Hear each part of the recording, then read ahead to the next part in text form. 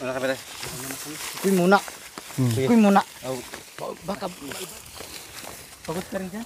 Magandang umaga po sa ating lahat mga kabayan. First time ko bumaba dito kay Tatay Ronnie na ganito yung panahon. Kaya thanks God, no? Hindi pa natatapos yung tag-ulan mga kabayan, pero kahit paano, mabigyan naman lang tayo ng ilang araw ng uminit po mga kabayan. At least ay malaking ginhawa po yun sa atin, lalong-lalo na doon sa ating mga magsasaka, no? Yung mga umaakyat baba dito para hakutin yung kanilang mga pananim. Kaya maraming salamat, no? Sa pagkakataong ito. Diyos ko, napaka ganda tingnan ang palibot ng mga kabayan na naarawan, no? Napakalinaw ng araw mga kabayan, no? Medyo masakit sa balat.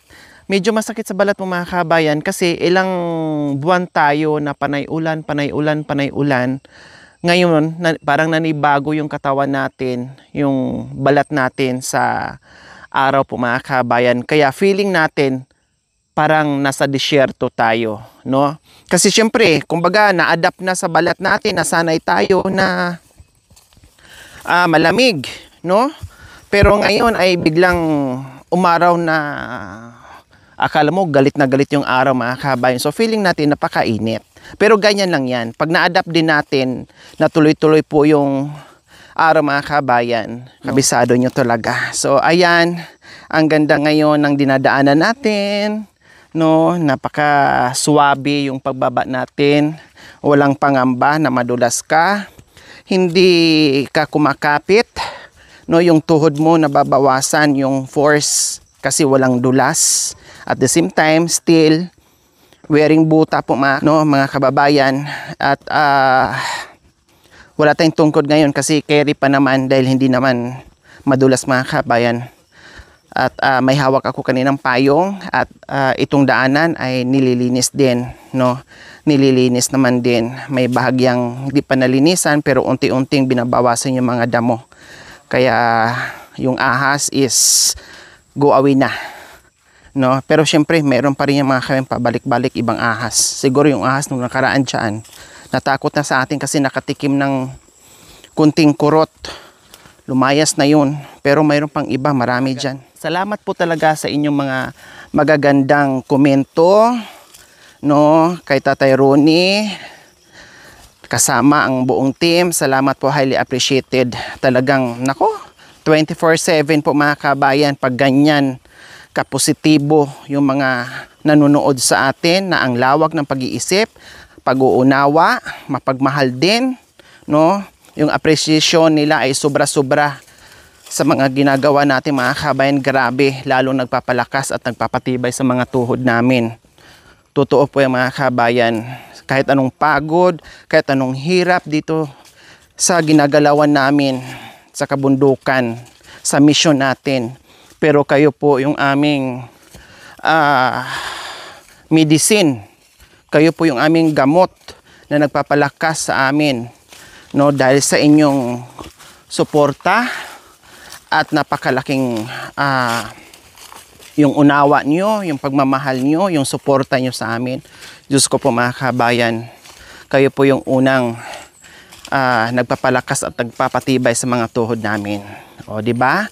And then ginagawa ko rin po mga kabayan lahat ng aking makakaya dahil marami tayong mga kababayan na nakakapagbigay din po tayo ng saya sa mga manunood natin, no? Sa mga solid viewers natin, sa mga manunood natin, nakakapagbigay din po tayo ng saya, no? Kahit papaano yung mga kababayan natin sa iba't ibang panig ng mundo, no, na nakakaranas ng homesick, no, yung malayo sa pamilya, yung may karamdaman, no, na kahit papaano nakikita tayo, napapanood tayo, naibsan, tabi-tabi po, makikiraan, bari-bari, naibsan yung kanilang nararamdaman ng mga iba't ibang sakit sa katawan ng mga kabayan.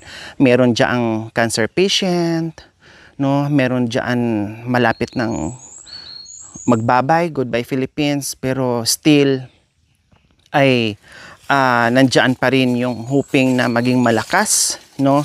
At isa tayo sa nagiging dahilan, no, na kahit papaano nadugtungan o maibsan yung mga kalungkutan nila. Salamat, no, sa abot ng aking makakaya.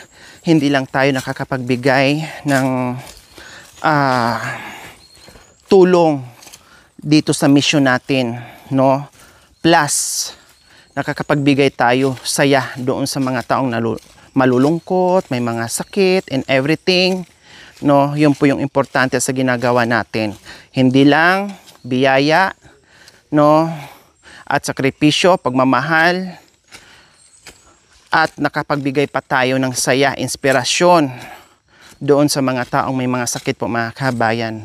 Kaya nandito din po ang team, no, na walang sawang akyat baba dito sa kabundukan para makapagbigay ng saya sa bawat isa sa ating mga kabayan. Of course, maraming salamat sa ating mga sponsors, subscribers, followers, YouTube members, viewers, commentators. Lahat tayo ay naging bahagi sa mission natin, sa paglalakbay natin araw-araw. Lahat tayo, no, nakaambag ng pagmamahal, yung pinapagawa nating bahay, yung mga tinutulungan natin. Lahat tayo may ambag, ang bawat isa. Kaya maraming salamat. Nawa ay hindi po kayo magsawa, suportahan ang aking munting adhikain para po sa mga kababayan natin. Manood without skipping ads, please. And paki-like and share na rin po, mga kabayan. Maraming salamat dahil yung inyong suporta, yung all-out support nyo, no, talagang sobra-sobra po namin yung pasasalamatan ng buong puso, ng buong team. Kaya salamat po talaga. So malapit na po tayo ngayon, no, sa bahay ni Tatay Ronnie. Maraming mangyayari, maraming magaganap. Puro good vibes, no, yung ipamalas natin sa ating mga manunood sa abot ng aking makakaya. Kaya nandito tayo, no, maumpisahan na natin yung bahay very very soon, yung bahay ni Tatay Ronnie po, mga kabayan. Kasi siningit ko nga po kay Nanay Antonina, kasi minsan meron tayong i-priority na kailangan muna nating itigil yung kabila. Unahin muna natin yung kabila kasi may mga priority, no, tulad kay Nanay Antonina. Nasabi ko nga, isang pitik mo na lang, matutumba na, madadaganan na yung matanda, so kawawa. Okay, so may mga priority tayo, no, kailangan lawakan natin yung ating pag-iisip at unawa po, mga kabayan, sa mga nangyayari po sa mission natin, sa mga bagay-bagay. Tara, mga kabayan, kasama pa rin po natin yung ating mga dalawang gwapitos, si Magellan at si Lapu-Lapu, na mga maraming nag-idolize sa kanilang mga kasipagan. Kuya Ted, dito ako muntik na makagat. Dito? Oo. Dalawang step na lang, makagat na ako ng ahas. Pero hindi tayo pinayagan ng poong may kapal kasi marami pa tayong misyon. Kaya talagang inilayo pa tayo kahit papaano. Ha?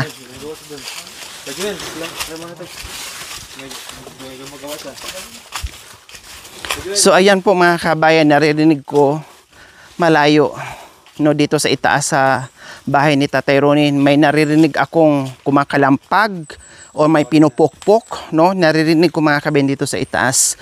Hindi ko pa makikita kung anong mga ginagawa niya. So malalaman natin, mga kabayan, kung ano nga ba ang ginagawa ngayon ni Tatay Ronnie. Kasi may parang may pumupukpok, kumakalampag. Ano kaya ang nangyayari? Nagdagdag siya sa bahay niya na temporary, or tinanggal niya, or giniban niya? So hindi ko alam. Or nangahoy, hindi ko alam. Kasi hindi ko pa makikita, mga kabayan. So ayan, oh. Or nagsisibak ng kahoy. Maingay po eh.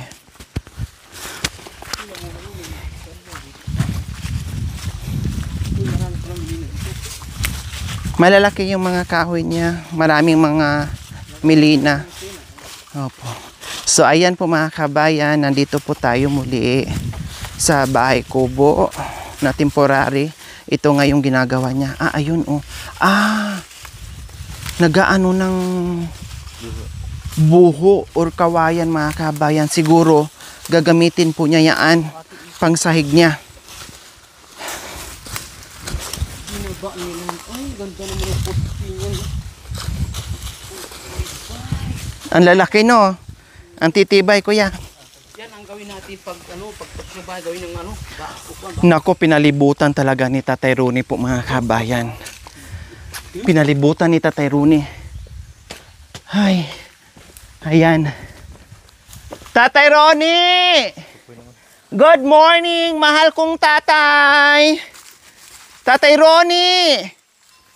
Diyos ko, mahirapan na tayo sa baba dito dahil na-occupy na niya yung na-occupy na niya yung daanan. Hi! Kumusta? Saan mo ga? Ganda! Ganda!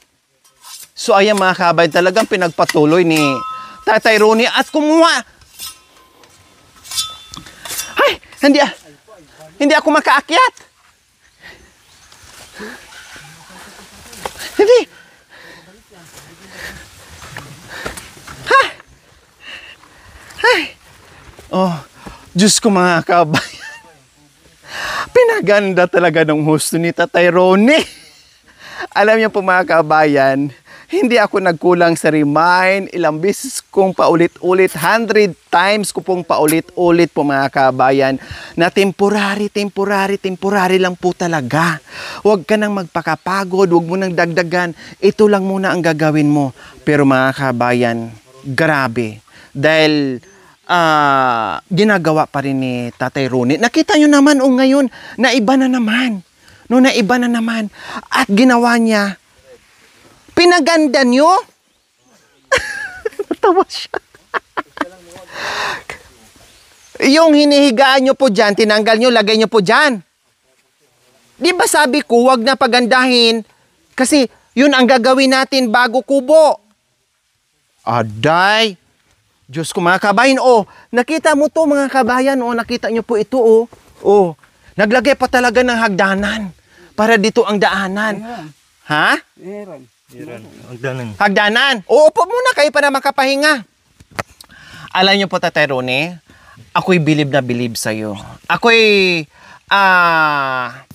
bilib na bilib sa'yo sa ginagawa mo. Talaga. Ikaw na talaga ang tatay dito sa kabundukan na napakasipag. Kaya, mahal na mahal ka namin, Tatay Rooney. Kasi, alam namin yung nasa puso nyo, na napakabuti nyong tao, marunong magbigay, mabait, masipag. Kaya ganyan na lang po ang team, magmahal po sa inyo. Mahal nyo kami? Ha? Mahal din namin kayo, ha, Tatay Rooney, ha? Diyos ko mga kabayan, hindi ko na talaga mapipigilan. Okay, sige, bahala na. Ang problema lang dito mga kabayan, kasi nga slanting to. No, ang daming mga na-landslide ngayon mga kabayan. So ito possible. And then plus, magiging sagabal sa igiban niya or sa batis dyan mga kabayan. No? Yung daanan kasi daanan to. So doon ka dadaan ngayon sa slanting. May hirapan. So, grabe na yung effort niya dito mga kabayan. No, talagang pinaganda na niya. No nakaraan, nilagyan natin ng trapal. Ayan. No, yung luna po mga kabayan, pinaikutan natin. Pero hindi po talaga siya kontento. Ngayon, bago ako umalis at magkahiwala, bago kami umalis, no, sinabi ko na sa kanya, Tatay Rooney, tanggalin natin tong ginawa mong dingding para ilipat natin dito para temporary yun na lang mahihigaan mo. Sabi niya, sige. So, nakita niyo naman mga kabay, nilipat po namin yun, tinanggal po namin dyan sa side. Ngayon, tinanggal na naman yan dyan sa higaan, doon pa rin siya humihiga. Ngayon, tinapal niya dyan. At halos nakalahati na po niya mga kabayan. Temporary lang ito. Kasi gagawa po tayo ng bahay na maganda dyan. Pero grabe na po yung effort nyo, Tatay Rooney. Talagang, sabi ko, marunong si Tatay Rooney gumawa ng bahay, mga kabayan. Marunong talaga siya. Kita nyo po mga kabayan kung anong ginawa niya. Simple, na para kay Tatay Rooney, na isa na itong mansion para sa kanya. no? At alam naman natin pag ganito, no, ay napakaganda na para sa kanilang mga kabayan. Para siyang bahay kubo ng kambing, bahay kubo ng manok, bahay kubo ng pato, etc. Pero para kay Tatay Ronnie, ay napakaganda nito. Kasi matibay po mga kabayan, no? Ayan, no, halos di mo mauga.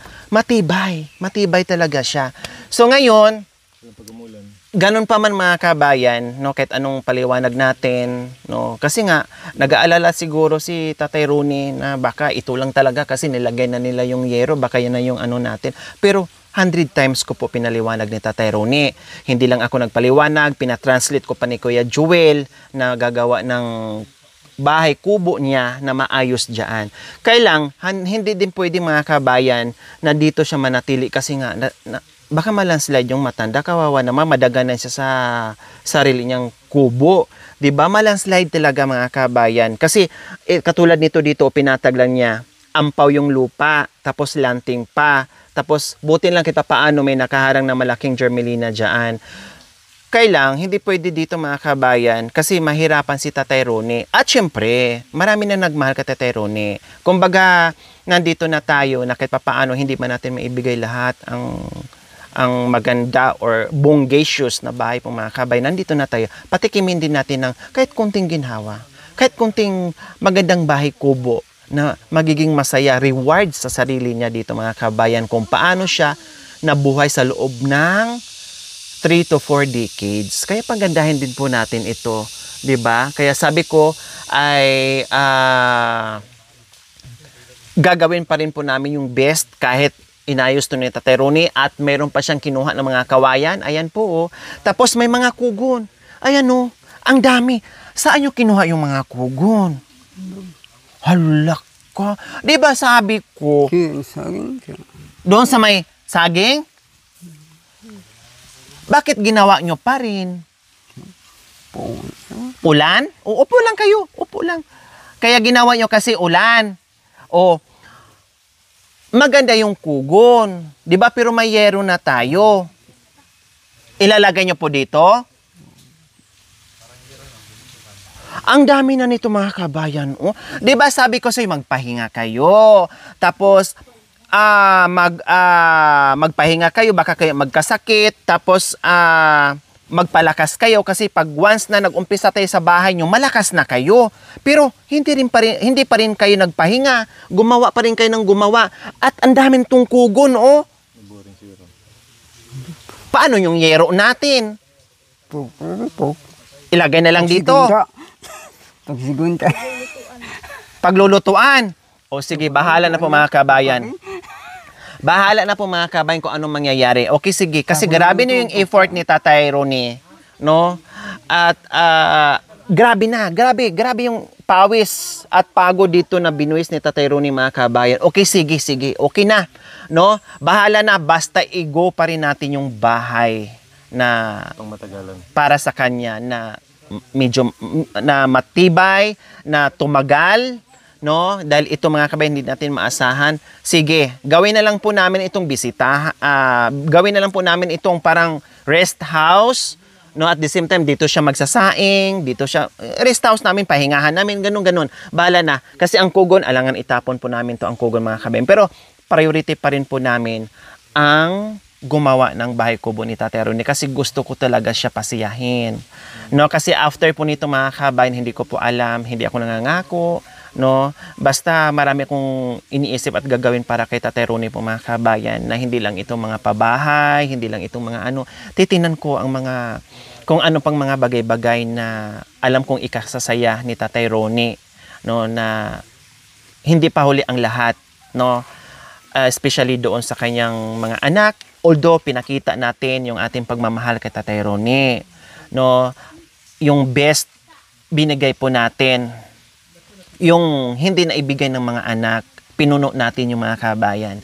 At na-appreciate naman po yun ni Tatay Ronnie, naging masaya naman po si Tatay Ronnie, pero may kulang pa din po mga kabayan. No? Nandito na yung mga kugon niya. At ang gagawin na lang po natin dito, okay na to, no? Kung ituloy man ito, sige, tulungan namin siya ituloy to, pero saka na lang, i-prior namin yung kubo po niya. Then after sa kubo niya, pwede na itong unti-untiin. Siguro, naiinip lang si Tatay Ronnie. No? Siguro, wala siyang magagawa. No? Nang hinayang siya sa mga oras, nang hinayang siya na wala siyang gagawin. Okay, sige. At dalawang isip siya, baka talagang yun na yung bahay ko. No? Yun na siguro yung iniisip niya mga kabayan. Pero ulitin ko po, ilang beses po ako nagpaliwanag, pinatranslate ko pa kay Kuya Jewel na temporary. Ilang araw niyo po ito hinakot? Kayo lang mag-isa, kayo lang. Makulit ka talaga. Ang sabi ko sa'yo, di ba sabi ko sa'yo na okay na yan kasi gagawa tayo bahay. Ang sarap talaga kurutin ng patinsin. Talaga naman, oo. No? Masipag, hindi mapigilan. Talaga ang sipag-sipag. Kumain ka na? Hindi pa. Wala nang abyas. Walang abyas. Ha? O meron? Mamang dutong. Dutong kumain. Pero may abyas, may abyas. Wala na. Tamang-tama, may dala akong abyas. May dala akong bigas. May dala akong abyas. Ang kinain mo, dutong? Dutong? Meron pa dutong? Meron pa? Wala na, ubos na? Abyas. Ito, nagdala ako abyas. Ayun, abyas. Dala ako abyas. Pati ulam mamaya. Ha? Kain tayo mamaya. So ayan. Wala na doon hakot. Kugon, ubos na. Wala na? Wala na. So ayan po mga kabayan. Kahit anong mangyari po mga kabayan, igo pa rin natin. Kahit ginawa niya ito, sige, hayaan na po natin ganyan.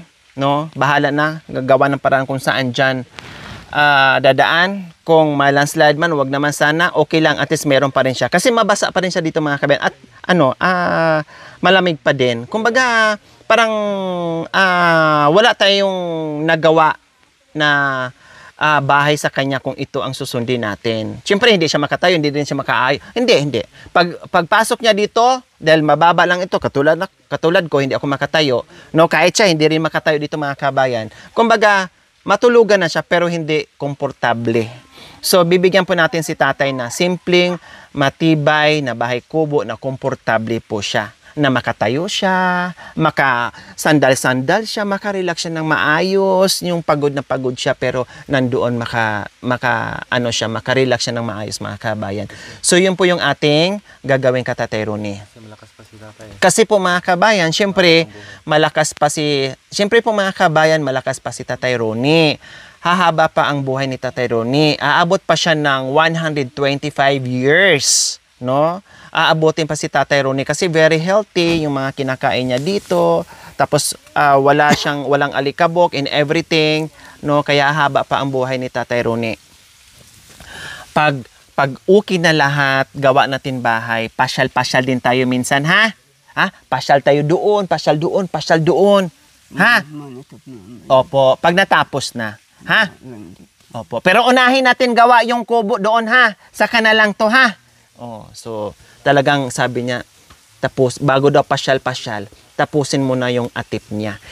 Pupunta tayo Amerika, ha?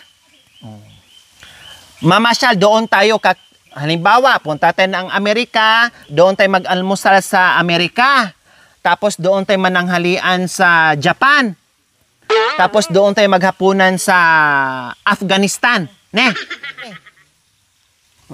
Magluto. Sain. Magluto tayo saging?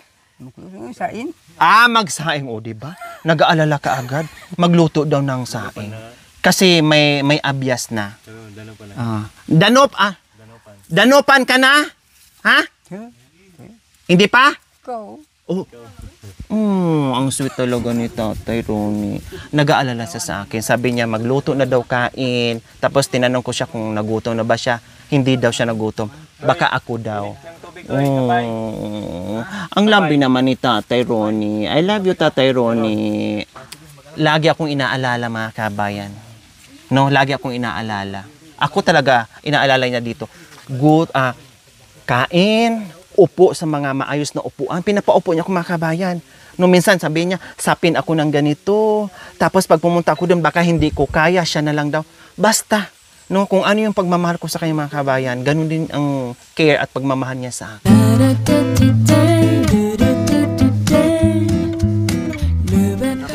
Anak mo ko, ikaw tatay ko ha. Ha? Shh. Tatay kita ha, tapos anak mo ako ha. Oh, okay lang? Okay lang sa'yo? Ako yung bunsong anak mo na galing sa ibang bansa na ngayon lang umuwi ulit. Ha? Kaya tatay kita, tapos anak mo ako ha. Oh. Okay, sige. Ayan po mga kabayan, oras na para ilipat po namin ang kanyang mga gamit. Plus, oras na para gibain po namin yung kanyang kubo. Okay?